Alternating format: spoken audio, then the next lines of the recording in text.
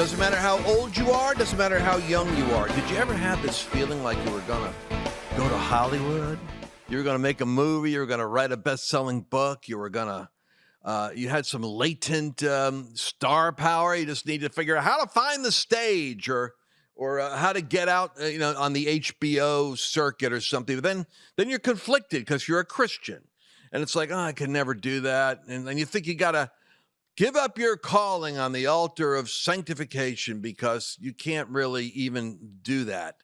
I've got a Hollywood insider today who's been in the studios, the founder of Movie Guide, literally is one of those Academy people that knows the studio heads, the people, even does an insider training for Christians on how to succeed in the arts and entertainment mountain, go to the top and not lose your soul.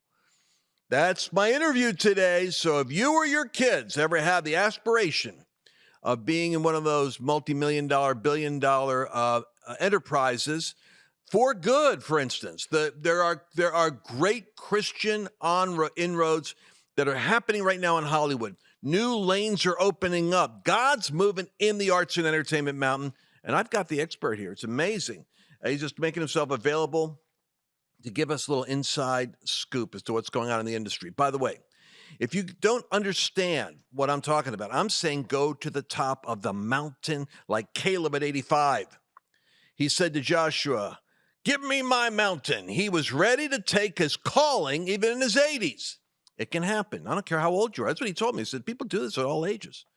Why don't you go to lancewallnau.com/occupy and get the notes and the digital or the physical copy of my new series on Occupy the Gates, how to identify a gate of access, a gate of influence, how to identify a gatekeeper, like this guy I'm going to interview, and then how to position yourself with competence and favor and timing so you go through the doors into the gates and you end up astonishing your family, friends, and neighbors who say, how did he do that? How did she get up there? Well, I'm going to give you the secret, lancewallnau.com/occupy. And let's get into today's interview with my friend, the founder and publisher of Movie Guide, Ted Baehr. Those of you that have been listening to me for years know that I innovated and introduced this concept of 7 mountains of culture. The idea didn't exist before me. It was called 7 Mind Molders or 7 World Kingdoms. I gave it mountains as a language because you climb it to get to the top. Now, the arts and entertainment mountain has always been, in my opinion, one of the great, ubiquitous, powerful shapers of reality. I think the President Trump understands that, which is why he so brands ideas so that people can get it into their head. I've got the expert who for longer than anyone else that I have contact with has been an insider in Hollywood. And he's going to help you understand how this works. He's the founder and publisher of Movie Guide, chairman of the Christian Film and Television Commission. He's actually, just talking to him a moment ago, I didn't realize he was the head of the department at Berkeley and ran studios in Hollywood, is the perfect person to help believers comprehend how to make it in Hollywood. And by make it, I mean get stuff across the finish line that goes to studios, that actually gets funded, that gets on the air. It's a complex industry. He knows the zigs and the zags. I want to welcome Ted Baehr. Ted, welcome. First time guest on our show, but what a joy to have you. It's great to be with you. How come you're looking so young and I'm not? Oh, well, that's because you are the wisdom of experience. That's what we want to draw from today. Right, we wear out. That's it. Well, yeah, but tell me something. Your dad was in 61 movies, so my generation older would remember your father. All my youngsters around here wouldn't, but he made 61. What was the genre that he mostly was in, and what was it like growing up with a Hollywood of celebrity? Well, he did 62 movies. 62. I'll add one. And he won the box office award in 1936, so he was a very big star at one point. He did a series. I just finished a book on him, and I showed you the book, but there it is. And he. All right. Now, for the podcast audience, it's the golden age of Hollywood and Broadway, right? Yep. Okay. And he was, after World War II, he did Broadway. So he starred in Showboat in 1946, the year I was born. And then he starred in plays from 1946 to 1986. The last one is he was Father of the Bride, and Whoopi, the revival of Whoopi. These were all famous plays. Andy Mame, all these plays. So I grew up on bi-coastal. That's what every actor does. They're sort of they're footloose and fancy free. You know, the smell of the grease paint, and the roar of the crowd. And movies have gone through many transitions, and they repeat themselves. But during the golden age of Hollywood, when he starred in 12 cowboy movies, which Ted Turner used to play all the time because there was no copyright on them. You know, the good guys wore white hats, and the good guys were actually, he had been in the cavalry, so he could ride, he could rope, he could, you know, shoot villains from underneath the horse. And there were a lot of good guys there. And many times they'd get together later at Western film festivals, and everybody'd say, "Oh, your father, I remembered him well." And you know, he was in the prime of the good age, and then the good age of Broadway, when you had Showboat that he was in. Andy Mame was the longest running show. Let's see, Carousel, My Fair Lady. I used to go across the street and watch My Fair Lady, Rex Harrison, all these famous people.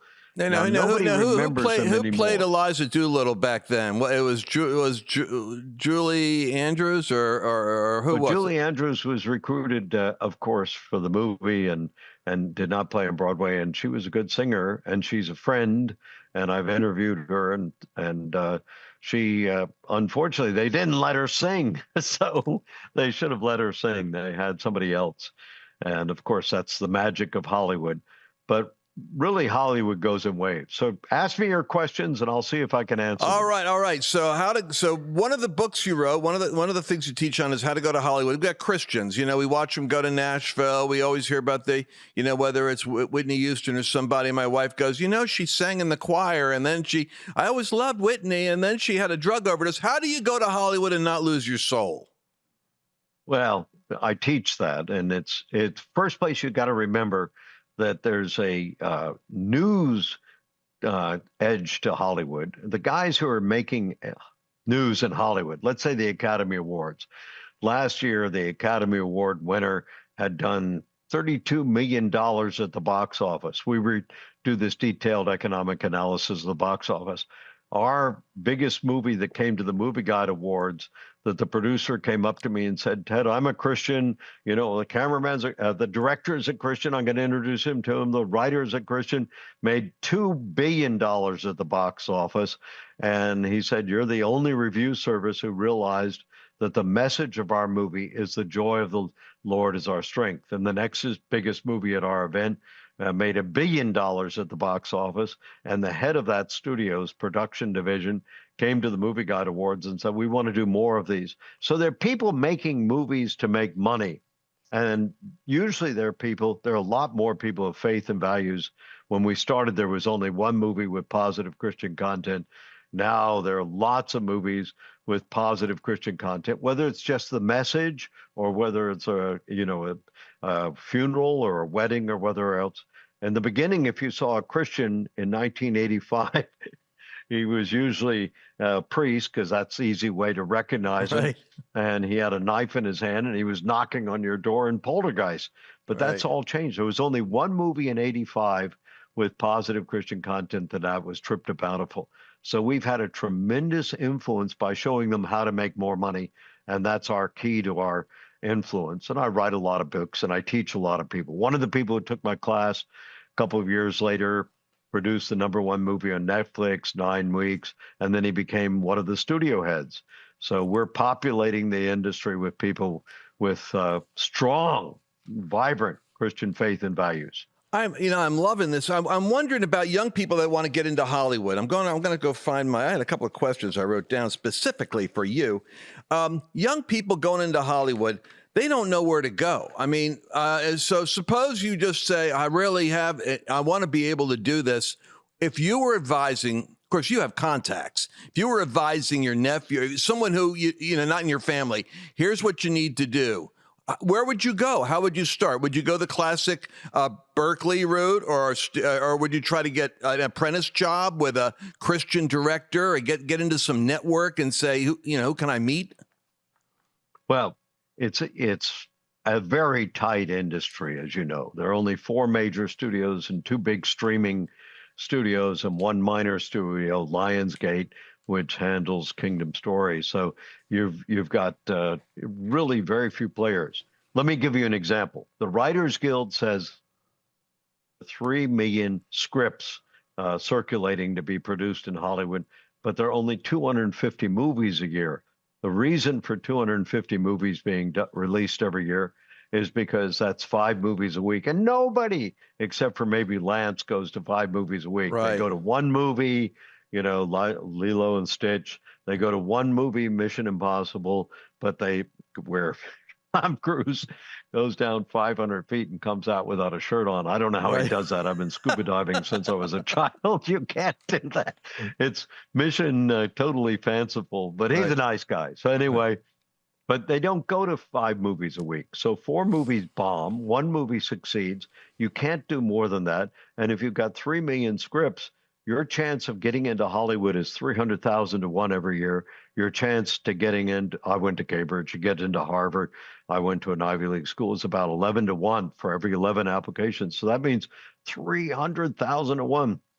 So we make it easy for people to get in there. We introduce you to studio heads. One of them said to me when he was going to teach my class, it's only a 5-day class, he said, people would pay millions of dollars to meet me, and I'm coming to do this because I'm a friend of yours. So I know we want to connect the dots and help people get in. And there are many, other ways that you can do it. Truthfully, and I love film schools because I was head of a department at City University, New York, and head of a department at Berkeley. But a couple of my major friends in Hollywood say we do not like students that come out of film schools because each studio has its own brand. So if you look at Disney animation, don't criticize it for a minute. It's got one technique. Pixar is another technique. Universal, the head of the Minions and all that, is a good friend of mine. He went to Dartmouth. There's their own technique, and when a student comes out, they've gone to a school that's taught them a way of making movies that they don't use at Universal or at Disney or at Pixar or at DreamWorks. They use a different way, and they've got to get the students to unlearn, and that takes 6 or 9 months. And then they find out that the student can't unlearn or that the student's off to another job. So they want people to go in from the start. And getting in there, we teach people how to do that. Wow. All right. So I'm mesmerized by the thought. When you give me like a key. So you got a whole lot of how do you do that? So I know you can't 5 days of intense classroom time, but give me a key right now. Throw something out to the audience here so they understand what you're talking about. Well, you've got to be able to find the entry points. One of the people that I have teach grew up in a military family. He's Christian. He's conservative. He comes and teaches the class with a mega hat on. He's one of the heads of Legendary. Legendary does all their movies do 600 to 700 million and more at the box office. Their last one was Dune 2, which was 600 million. Yes. Then they did Mindspring, and he told me, you're the only good review of Mindspring, and it made about 400 million in a couple of weeks. But he came, and we didn't have a class. He didn't come to my class at that time. He went to the local watering holes for the studio heads, and he met with the studio heads, and he got into one of the agencies as a reader. The readers are really very important people. People who produce some of the biggest movies ever started out as readers. And my favorite example is 2 Dartmouth kids and a friend went in. They were reading scripts for Warner Brothers. They get paid $50 to $100 a script. They read 2 or 3 scripts. They found one that was really great. They bought it themselves without Warner Brothers. They gave it to Robert Redford and Paul Newman. It became one of the greatest movies of all time, and they became famous. And then they produced Superman and everything else. So my God, the stories you're sitting on, Ted. I'm telling you. All right, look. Can I hold you on? I got to do a quick commercial. Can I just hold you for a second? All right, we're going to take a quick break. We're going to be right back. Clean, safe water. It's the foundation of a healthy home. But hidden contaminants could be putting your family at risk. That's why there's Sentry H2O, the smarter way to protect what matters most. It filters out what doesn't belong and restores what your body needs. Pure, mineral-rich water that tastes as fresh as it is clean. Because your family deserves more than just clean. They deserve water that supports their health. Go to lancewallnau.com/water and use code LANCE to save 10% on your water wellness system. That's lancewallnau.com/water, code LANCE. All right, so we got our expert on the arts and entertainment mountain, Dr. Ted Baehr, who is an insider and has been. And if you've ever worked with Red Movie Guide and worked with it, and I think a lot of your parents have too. A lot for my younger audience. Is Movie Guide is still relevant, isn't it? And you've still got it publishing, and right? We reach over 69 million people. Come on, people, We're 69 beloved. million. I'll give you an example of what that means. Most of them are young mothers who are concerned about their children. We teach you how to choose the right film, but also how to develop discernment. I'm a member of the Producers Guild, so is my son. It's very hard to get into. The top producers in Hollywood go to it. That's how we know these people. But anyway, I went to the Producers Guild conference 2 weeks ago, and as walking in, they said, "Oh, I recognize you. You spoke at the Writers Guild about how to make Christian films." And they wanted to do that. And then we sat down in the third row and we were listening to the head of Ron Howard's company that produces a tremendous amount of entertainment. And the two people, the husband and wife next to Robbie, said, "Oh, we've gotten Movie Guide to you for years." And we walked out and another guy said, "I want to take your class." And then somebody else said, "Oh, you're a legend in the industry." Movie Guide reaches a tremendous amount. I told you that the man who did Minecraft said that he'd gotten, they're mediocre reviews from Variety, the LA Times, et cetera. We loved it because they don't understand what families want. And we tell families, this is what you want. And he said, we made 400 million because it's 69 million people. That means at $10 a ticket, you have a potential of making $690 million. So we do the numbers. We help people get the audience there.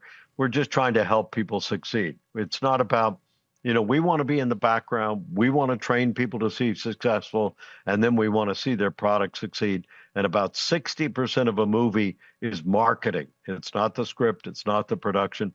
It's the marketing. So some of my best friends in the industry, I'll name one of them because he just passed 2 years ago, Barry Reardon. He graduated from Notre Dame, whatever you think about that. He was on a plane. Guy sitting next to him was from Warner Brothers. And he said, "What do you do?" He said, "I've trained in marketing." He hired him at Warner Brothers. He became the head of distribution at Warner Brothers. And he was there for many years and made Warner Brothers #1 for 17 years.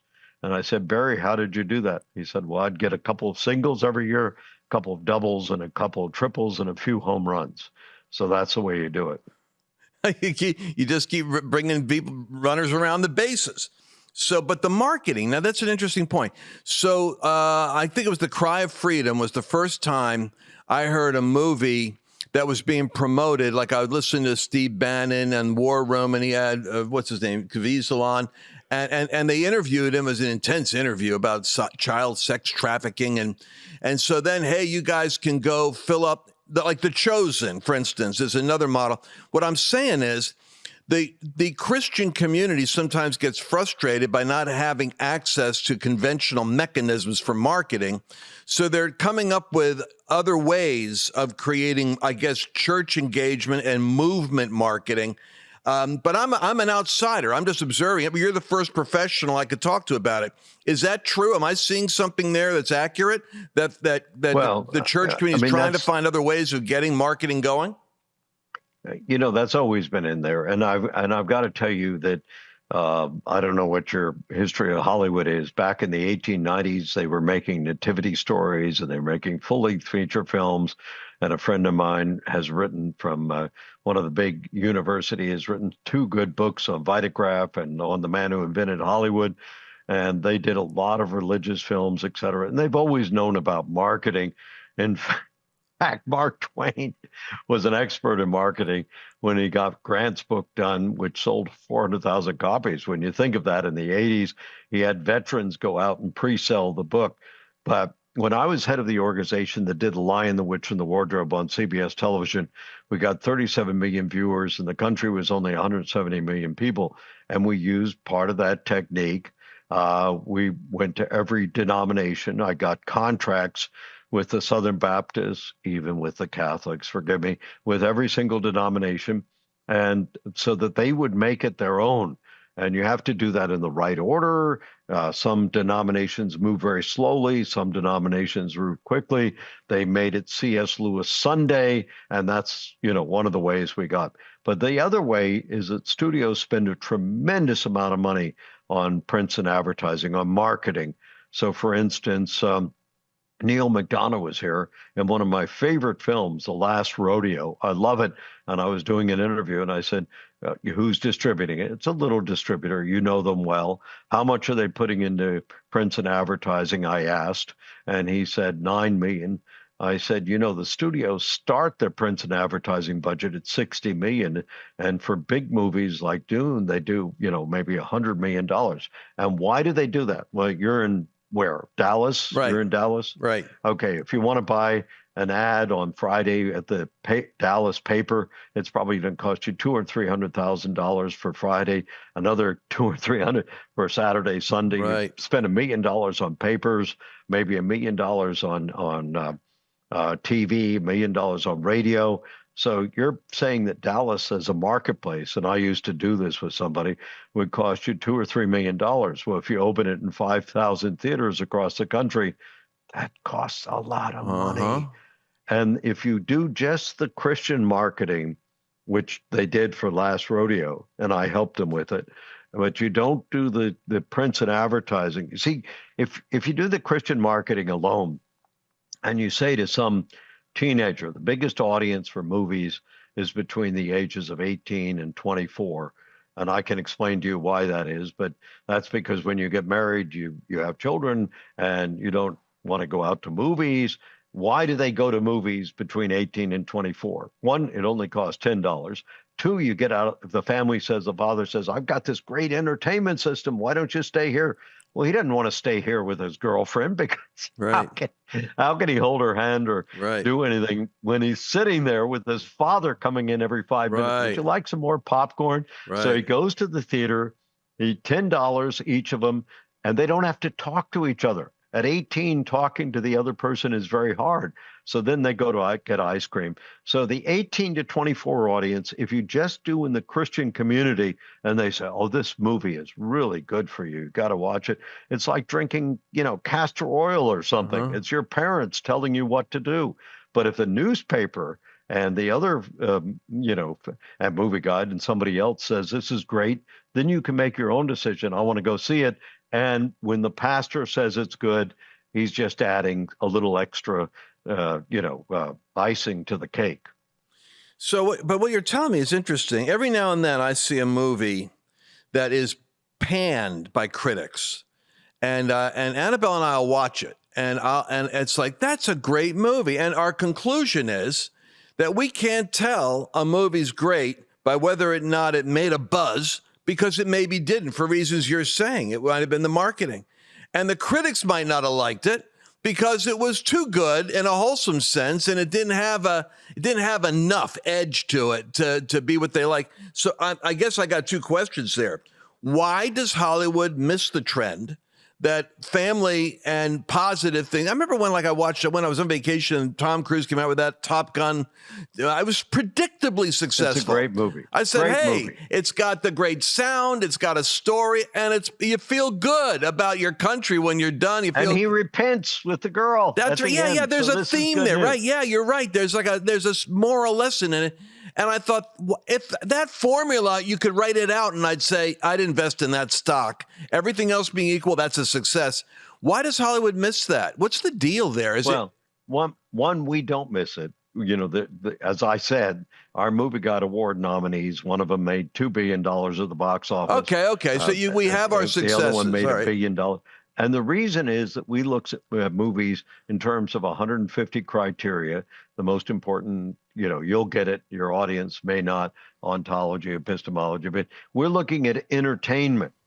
And the critics don't look at entertainment. And quite often they're so burned by seeing so many movies. So I was on the Today Show in Canada, and we were arguing about movies. And after the argument, after the show, he said to me, I agree with you. I have 4 children, but I see so many movies, I just want to be shocked. So often and since they don't have standards, you've got to have standards. It's a difference between coming to Christ and understanding what those standards are. The joy of the Lord is our strength. Since they don't have standards, they can't apply those standards to movies. They're just looking for pushing the envelope further and further so that they get shocked. So the Academy Award winner this year was basically pornography, and the guy who made it, the director, had done 2 pornographic films before that. Are you serious? Oh my gosh, I didn't know that. I completely missed. See, I'm not paying attention to that stuff. I didn't know that. Nobody else said it. You're the first person that said it to me. Well, you got to read Movie Guide. I got to read Movie. Hey, how do we get Movie Guide? Let's do that. I have bestsellers on my show. Happens when people hear about it. How do they get Movie Guide? Where do they go? Well, I want to help all those people be really bestsellers. Movie Guide at www.movieguide.org, movieguide.org. And if you have any questions about the class or anything else, just go to info@movieguide.org. Even though we reach a lot of people, we answer all the questions and we try to help people. We're here to serve. Ministry in Latin means service, so that's what we're doing. And you're doing the same thing, so I'm proud of you, Lance. I appreciate that. And by the way, if you're interested in attending one of these classes, I have got to go because I'm a lifelong learner, and this is a field. I wanted to be in acting when I was younger. I ended up going into something else, but that was my goal. And my best friend when I grew up was Richard Kind, who actually went on into Hollywood and with Curb Your Enthusiasm and all this other stuff. And we just it's too bad that I never got a chance to pursue that. But my question. Well, let me say something to you, because you're never too old. I get people all the time. Buñuel made his best movies. Buñuel, he's a famous Italian Spanish filmmaker, in his late 80s. Bergman made his best movies in his 70s. Fellini made his best movies in his 60s. You're never too old and you're never too young. So Orson Welles made his best movies in his 20s. So it's whenever God wants you out here. It doesn't matter how old or young. Well, I'll tell you what, I got to get to one of those classes, and I know you got to go, and my studio's already telling me I'm going over, but I just have to ask one question. I lost money. I'm not a savvy investor in Hollywood. And what happens is I've got friends in the industry, but you're the first mentor. These other guys have specialist things. They got a movie they like. You understand the industry. Now, I did well with a movie, investing, and I lost my shirt in a movie. And my dad told me, don't ever invest in a stock you don't understand. Well, I don't understand, obviously. But give me a secret here. Why do people lose? Is there a secret to one question? What's the role of the story itself in terms of a successful movie? Well, one, you've got to recognize the story. There's many Christian films that just don't understand a story. For instance, Walt Disney said, for every tear, there has to be a laugh. This is the original Walt Disney. So in Bambi, when the mother gets shot, it doesn't keep on the mother. It turns to Thumper, who's the comedian, and it becomes funny. If you keep them down, which many Christian movies do, you've got melodrama, not drama. Many of those movies don't succeed because of that. But there's another problem. Hollywood, I can teach you this, and I can teach anybody else, funds films. And when you bring a film in that's been funded outside of the system, it doesn't get tender loving care. And often it gets taken advantage of. So you have to learn how the system works, because it's a business, and a very wealthy business. Ooh, that was a major aha right there in the studio. We're all nodding our heads. I want you guys, if you're interested in finding out more about the class, obviously you want to go to MovieGuide, right? .org. And MovieGuide.org. Right. And write to me, freedom at Lance Wallnau, WALLNAU.com, if you are interested in being associated with my group that is going to be the artists, aspiring directors, movie makers, studio people for the future who want to shape the arts and entertainment mountain. Ted, thank you so much for making yourself available and for your mission, which is to make the world better by utilizing your genius in this field to give us all the edge we need to succeed. Thanks so much. It's a delight. You're wonderful. And you bring joy to the interview. Thank you. Thank you, brother. God bless you. Look forward to talking to you again. Bye-bye. Now, I'm telling you, that is gold. That's gold. I mean, to imagine a man like this could offer us the opportunity to go sit at the feet of experts for a week. Powerful. You don't want to miss it. freedom@lancewallnau.com. Let me know if you're interested. We'll see you again tomorrow. Did you enjoy this latest episode? Please remember to share it with your friends.